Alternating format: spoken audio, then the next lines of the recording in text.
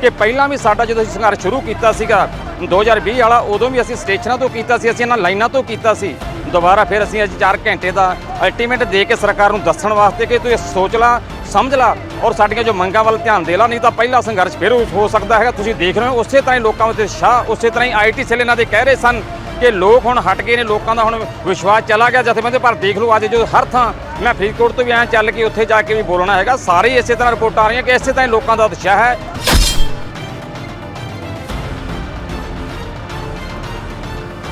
लखीमपुर खीरी दे विच किसानां ते शांतमई धरने ते बैठिਆਂ ते गड्डियां चढ़ाईਆਂ सी, ਉਹਨਾਂ ਦੇ ਗਵਾਹਾਂ ਨੂੰ ਧਮਕਾਇਆ ਜਾ ਰਿਹਾ ਹੈ, ਗਵਾਹਾਂ ਨੂੰ ਉੱਤੇ ਝੂਠੇ ਪਰਚੇ ਪਾਏ ਜਾ ਰਹੇ ਹੈ। ਜਿਹੜੇ ਕਿਸਾਨਾਂ ਤੇ ਝੂਠੇ ਪਰਚੇ ਪਾਏ ਉਹਨਾਂ ਨੂੰ ਰੱਦ ਕਰਵਾ ਕੇ ਅਜੇ ਮਿਸ਼ਰਾ ਟੈਣੀ ਤੇ ਉਹਦੀ ਗ੍ਰਿਫਤਾਰੀ ਪਾਈ ਜਾਵੇ। ਜਦੋਂ ਦਿੱਲੀ ਧਰਨਾ ਲੱਗਿਆ ਸੀ ਜਾਂ ਰੇਲਵੇ ਟਰੈਕਾਂ ਤੇ ਸੀ, ਉਹ ਪਰਚਿਆਂ ਨੂੰ ਰੱਦ ਕਰਵਾਉਣ ਵਾਸਤੇ ਅੱਜ ਅਸੀਂ ਦੁਬਾਰਾ ਸੰਘਰਸ਼ ਸ਼ੁਰੂ ਕੀਤਾ ਤੇ ਬੜੀ ਵੱਡੀ ਲੜਾਈ ਲੜੀ ਹੈ। ਜਿਵੇਂ ਕਾਨੂੰਨ ਰੱਦ ਕਰਵਾਏ ਆ ਉਸੇ ਤਰ੍ਹਾਂ ਇਹ ਪਰਚੇ ਵੀ ਰੱਦ ਕਰਾਵਾਂਗੇ, MSP ਦੀ ਕਮੇਟੀ ਵੀ ਬਣਵਾਵਾਂਗੇ।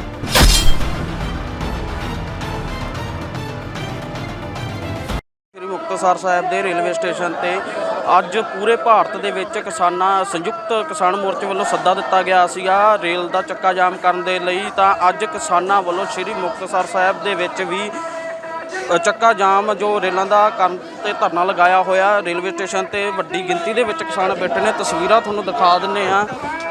ਅਲੱਗ-ਅਲੱਗ ਜੋ ਸ਼ਹਿਰਾਂ ਤੋਂ ਇੱਥੇ ਕਿਸਾਨ ਪਹੁੰਚੇ ਹੋਏ ਨੇ, ਜੋ ਕਿਸਾਨਾਂ ਦੀਆਂ ਮੰਗਾਂ ਸਨ, ਜੋ ਕਿਸਾਨੀ ਅੰਦੋਲਨ ਦੇ ਵੇਲੇ ਸਰਕਾਰ ਵੱਲੋਂ ਵਾਅਦਾ ਕੀਤਾ ਗਿਆ ਸੀਗਾ ਮੰਗਾਂ ਦਾ, ਤਾਂ ਜਾਂ ਇੱਕ ਲਖੀਮਪੁਰ ਖੀਰੀ ਵਾਲੀ ਘਟਨਾ ਹੋਵੇ ਉਸ ਨੂੰ ਲੈ ਕੇ ਸਰਕਾਰ ਵੱਲੋਂ ਵਾਅਦਾ ਕੀਤਾ ਗਿਆ, ਪਰ ਉਸ 'ਤੇ ਵੀ ਕੋਈ ਕਾਰਵਾਈ ਨਹੀਂ। ਉਸ ਦੇ ਚੱਲਦਿਆਂ ਅੱਜ ਕਿਸਾਨਾਂ ਵੱਲੋਂ ਰੇਲ ਰੋਕਣ ਦਾ ਜੋ ਸੱਦਾ ਦਿੱਤਾ ਗਿਆ ਸੀਗਾ ਉਸ ਦੇ ਤਹਿਤ ਅੱਜ ਸ੍ਰੀ ਮੁਕਤਸਰ ਸਾਹਿਬ ਦੇ ਵਿੱਚ ਵੀ ਧਰਨਾ ਲੱਗਿਆ ਹੋਇਆ ਹੈ। ਤਾਂ ਦੂਜੇ ਪਾਸੇ ਤੁਹਾਨੂੰ ਤਸਵੀਰਾਂ ਦਿਖਾ ਦਿੰਦੇ ਹਾਂ, ਪੁਲਿਸ ਵੀ ਭਾਰੀ ਗਿਣਤੀ ਦੇ ਵਿੱਚ ਤੈਨਾਤ ਕੀਤੀ ਗਈ ਆ ਵੀ ਕੋਈ ਵੀ ਇੱਥੇ ਉਹੋ ਜਿਹੀ ਕੋਈ ਘਟਨਾ ਨਾ ਵਾਪਰ ਸਕੇ।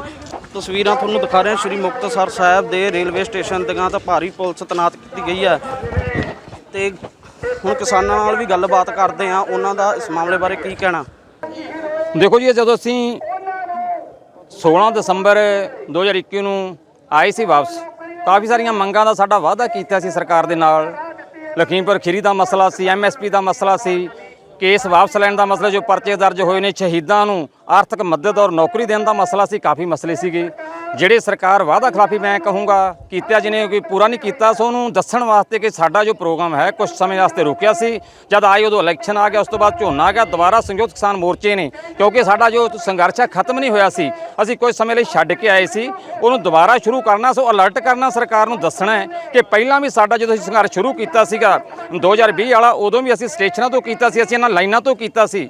ਦੁਬਾਰਾ ਫਿਰ ਅਸੀਂ ਅੱਜ 4 ਘੰਟੇ ਦਾ ਅਲਟੀਮੇਟ ਦੇ ਕੇ ਸਰਕਾਰ ਨੂੰ ਦੱਸਣ ਵਾਸਤੇ ਕਿ ਤੂੰ ਸੋਚ ਲਾ ਸਮਝ ਲਾ ਔਰ ਸਾਡੀਆਂ ਜੋ ਮੰਗਾਂ ਵੱਲ ਧਿਆਨ ਦੇ ਲਾ, ਨਹੀਂ ਤਾਂ ਪਹਿਲਾ ਸੰਘਰਸ਼ ਫਿਰ ਹੋ ਸਕਦਾ ਹੈ। ਤੁਸੀਂ ਦੇਖ ਰਹੇ ਹੋ ਉਸੇ ਤਰ੍ਹਾਂ ਹੀ ਲੋਕਾਂ ਉੱਤੇ ਸ਼ਾਹ, ਉਸੇ ਤਰ੍ਹਾਂ ਹੀ IT ਸੈਲ ਇਹਨਾਂ ਦੇ ਕਹਿ ਰਹੇ ਸਨ ਕਿ ਲੋਕ ਹੁਣ ਹਟ ਗਏ ਨੇ, ਲੋਕਾਂ ਦਾ ਹੁਣ ਵਿਸ਼ਵਾਸ ਚਲਾ ਗਿਆ ਜਥੇਬੰਦੀ। ਪਰ ਦੇਖ ਲਓ ਅੱਜ ਜੋ ਹਰ ਥਾਂ ਮੈਂ ਫਰੀਦਕੋਟ ਤੋਂ ਵੀ ਆਇਆ ਚੱਲ ਕੇ ਉੱਥੇ ਜਾ ਕੇ ਵੀ ਬੋਲਣਾ ਹੈਗਾ, ਸਾਰੇ ਇਸੇ ਤਰ੍ਹਾਂ ਰਿਪੋਰਟ ਆ ਰਹੀਆਂ ਕਿ ਇਸੇ ਤਰ੍ਹਾਂ ਹੀ ਲੋਕਾਂ ਦਾ ਉਤਸ਼ਾਹ ਹੈ।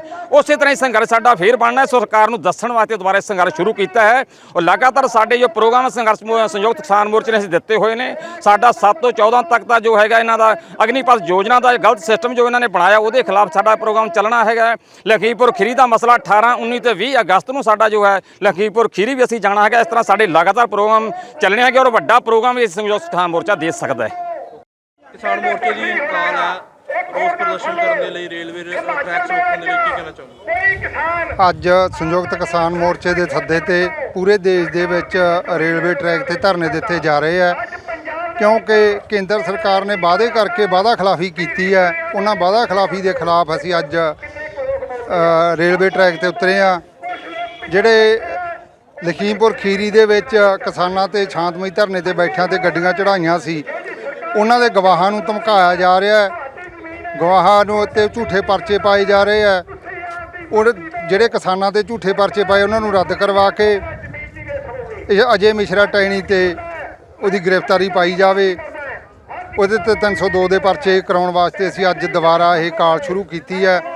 MSP ਦੇ ਗਰੰਟੀ ਕਾਨੂੰਨ ਬਣਾਉਣ ਵਾਸਤੇ ਕੇਂਦਰ ਸਰਕਾਰ ਨੇ ਵਾਅਦਾ ਕੀਤਾ ਸੀ ਜਿਹਦੇ ਵਿੱਚੋਂ ਹੁਣ ਉਹ ਪਿੱਛੇ ਹਟ ਰਹੇ ਆ। ਉਹਨਾਂ ਨੇ ਆਪਣੀ ਕਮੇਟੀ ਦੇ ਵਿੱਚ ਉਹ ਬੰਦੇ ਪਾਏ ਆ ਜਿਹੜੇ ਇਹਨਾਂ ਕਾਨੂੰਨਾਂ ਦਾ ਵਿਰੋਧ ਕਰਦੇ ਰਹੇ ਆ ਵੀ ਕਿਉਂ ਇਹ ਕਾਨੂੰਨ ਰੱਦ ਨਹੀਂ ਹੋਣੇ ਚਾਹੀਦੇ, ਕਾਨੂੰਨਾਂ ਦੇ ਹੱਕ 'ਚ ਬੋਲਦੇ ਰਹੇ ਆ। ਉਹ ਸਾਰੀ ਕਮੇਟੀ ਉਹਨਾਂ ਨੇ ਉਹ ਬਣਾਤੀ।